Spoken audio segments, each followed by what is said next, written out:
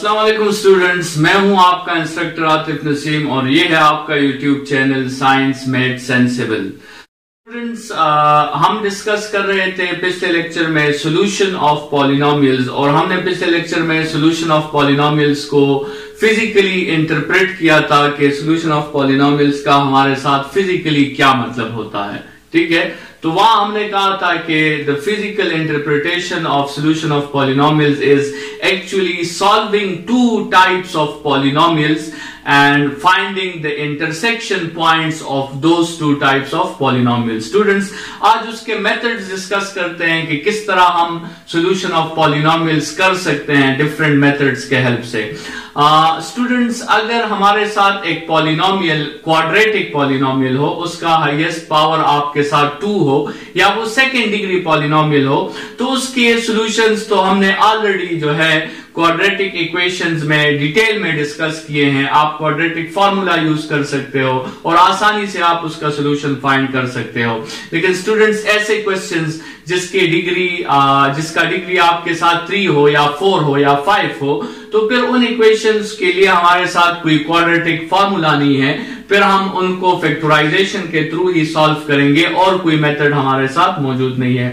तो फैक्टराइजेशन के different methods हैं, डिफरेंट अलजेब्रा ने हमें डिफरेंट रूल्स दिए हैं, डिफरेंट एल्गोरिथम्स दिए हैं, डिफरेंट थ्योरम्स दिए हैं, जिसके हेल्प से हम किसी भी पॉलिनोमियल के सारे रूट्स जो है वो फाइंड कर सकते हैं।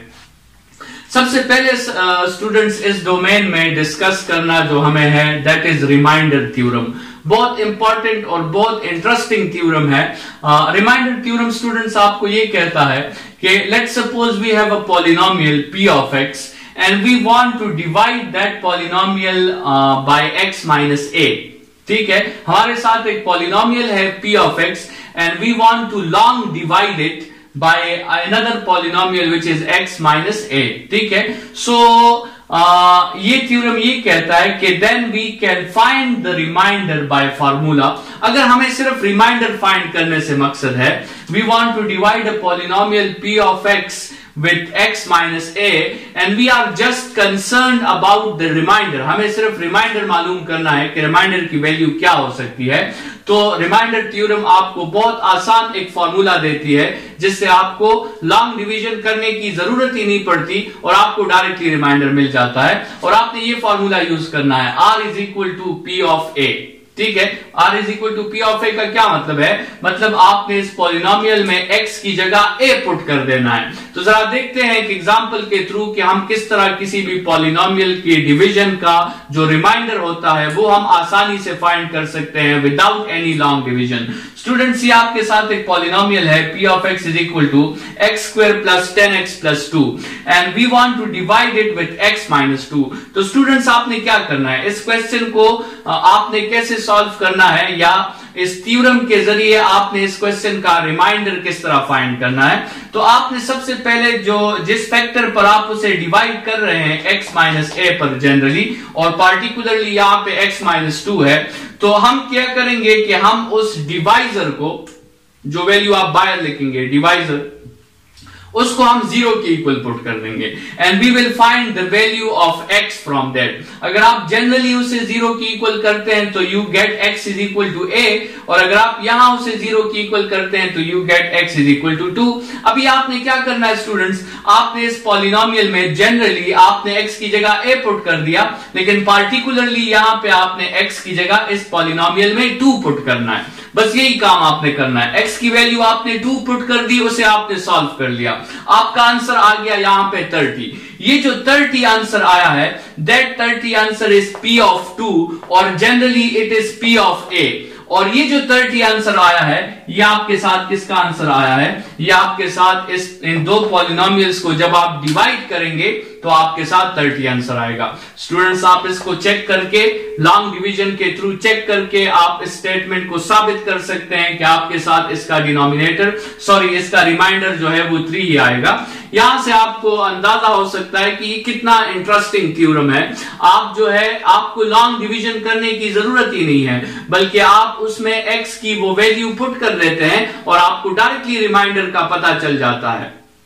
तो ये जो है आपके साथ बहुत इंपॉर्टेंट टूल भी है और बहुत इंटरेस्टिंग भी है। मुझे तो ये प्रोसेस बड़ा इंटरेस्टिंग लगता है कि आप लॉन्ग डिवीजन के बगैर रिमाइंडर को डायरेक्टली फाइंड कर सकते हो by just putting a value in the equation which is obtained from the divisor. Divisor से आप x की वैल्यू उठाते हैं और आप उसको इक्वेशन में पुट कर देते हैं और उसको आप इजीली अलजेब्रिक रूल्स के थ्रू सिंप्लीफाई करके अपने लिए वन स्टेप में रिमाइंडर को फाइंड कर सकते हैं। स्टूडेंट्स, ये रिमाइंडर नॉन जीरो भी आ सकता है, जैसे इस केस में नॉन जीरो आया है, लेकिन ये रिमाइंडर आपके साथ जीरो भी आ सकता है। ठीक है, अगर हम x की वैल्यू पुट कर दें और आपके साथ वो इक्वेशन उसको सॉल्व करके हमें जीरो आंसर मिल जाए तो हमारे साथ रिमाइंडर जीरो भी आ सकता है। अगर रिमाइंडर हमारे साथ जीरो आ गया तो इसका मतलब क्या होगा? ठीक है, लेट्स सपोज आप एक एग्जांपल करते हैं। आप जो है 9 डिवाइडेड बाई 2 करते हैं। 9 डिवाइडेड बाई 2 में आपको रिमाइंडर 1 मिलता है और अगर आप 8 डिवाइडेड बाई 2 करते हैं तो 8 डिवाइडेड बाई 2 में आपको रिमाइंडर जो है वो 0 मिलता है। ठीक है, तो ये 9 डिवाइडेड बाई 2 से जो आपको रिमाइंडर मिल रहा है it is a non zero value और 8 डिवाइडेड बाई 2 से आपको जो रिमाइंडर मिल रहा है it is a zero value. तो रिमाइंडर वो वैल्यू पुट करने से आपके साथ नॉन जीरो वैल्यू भी आ सकती है और जीरो भी आ सकती है। अगर हमारे साथ जीरो वैल्यू आ गई तो इसका तो हमारे साथ बहुत इंपॉर्टेंट फिजिकल इंटरप्रिटेशन है। इसका मतलब तो ये हुआ कि आपके साथ उस इक्वेशन ने उस वैल्यू को जो है सेटिस्फाई कर लिया है, उस इक्वेशन ने उस वैल्यू को जस्टिफाई कर लिया है। That value is then called the solution set. उस वैल्यू को तो फिर हम रूट कहते हैं। ठीक है, तो उसके लिए हमारे साथ फिर एक स्पेशल थ्योरम है that is called the factor theorem.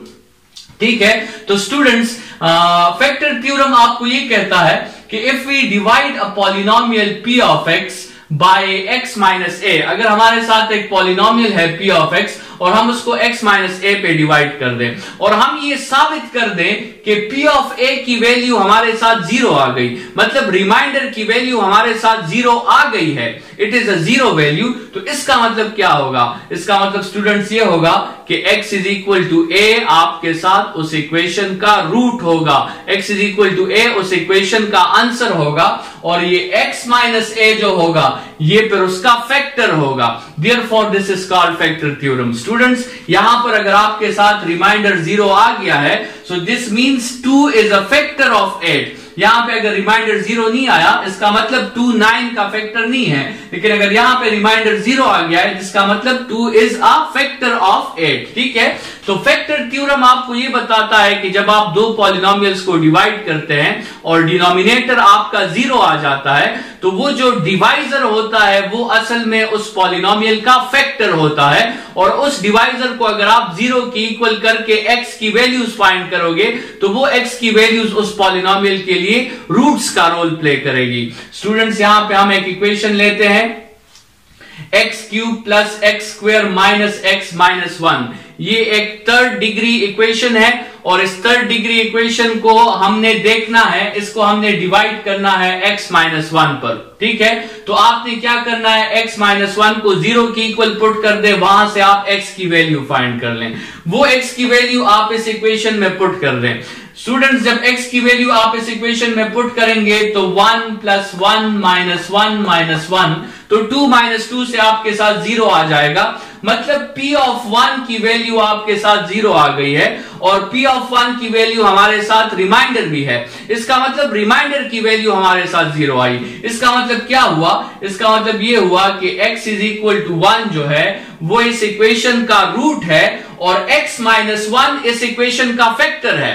Students, आपने एक इंपॉर्टेंट ऑब्जेक्टिव कवर कर लिया, आपने एक इक्वेशन का फैक्टर जो है अपने लिए मालूम कर लिया। जब आपने एक इक्वेशन का फैक्टर मालूम कर लिया तो आप इसे लॉन्ग डिवीजन के हेल्प से अभी आसानी से फैक्टराइज कर सकते हैं और आप उसका दूसरा फैक्टर भी मालूम कर सकते हैं। जैसे स्टूडेंट्स, इस क्वेश्चन में देखें, 8 डिवाइडेड बाई 2 से आपके साथ डिनोमिनेटर क्या आया? जीरो आ गया। इसका मतलब हमें पता चल गया कि 2 इज अ फैक्टर ऑफ 8। तो अगर 2 8 का एक फैक्टर है तो 8 का दूसरा फैक्टर कौन सा होगा? फिर उसके लिए आप लॉन्ग डिवीजन करें। 2 4 0 से 8 कर दे, रिमाइंडर 0 आ गया।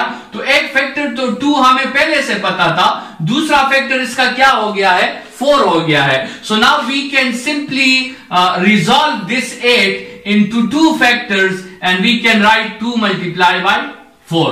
तो यही प्रोसेस स्टूडेंट्स हम यहां भी कर सकते हैं। अगर हमें एक फैक्टर का पता चल गया दैट इज x-1, तो x-1 अगर इसका फैक्टर है तो हम इसके और फैक्टर्स भी फाइंड कर सकते हैं। We can apply the long division method. हम x-1 को जो है इस स्टेटमेंट को हम x-1 पे डिवाइड कर देते हैं और आपके साथ सिंपल डिवीजन है, डिनोमिनेटर आपके साथ रिमाइंडर आपके साथ 0 आ गया। So this means that this term has 2 factors. एक फैक्टर तो आपने ऑलरेडी मालूम कर लिया था with the help of factor theorem, लेकिन उस फैक्टर के साथ अभी आपने दूसरा फैक्टर भी मालूम कर लिया है, that is x² + 2x + 1। So now you can write this whole term as a product of these 2 factors. इन फैक्टर्स में एक लीनियर फैक्टर है और एक क्वाड्रेटिक फैक्टर है। तो स्टूडेंट्स आपके साथ जो ये रिमाइंडर थ्योरम है और ये फैक्टर थ्योरम है, ये आपको फैक्टराइजेशन में काफी हेल्प करती है।